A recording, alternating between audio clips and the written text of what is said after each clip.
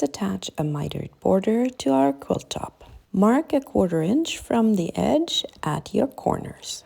Then you attach your border strips to your quilt top. Mark again a 1/4 inch from the edge on your strips. At that mark, this is where you start sewing. I'm using a 1/4 inch foot for my sewing machine, so it's easy to keep a 1/4 inch seam allowance. On the other side, you stitch again with a 1/4 inch seam allowance and you stop at your 1/4 inch mark. Now that the border strips are attached, you fold your quilt top diagonally. Right sides together so that the border strips are right on top of each other. Take a clear ruler and extend the diagonal fold all the way through the border strips.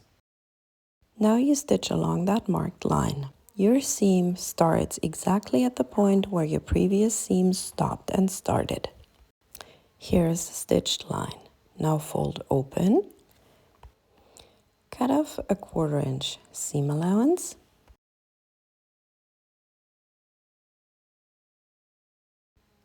Press the seams open. And here we go. You have perfect mitered borders.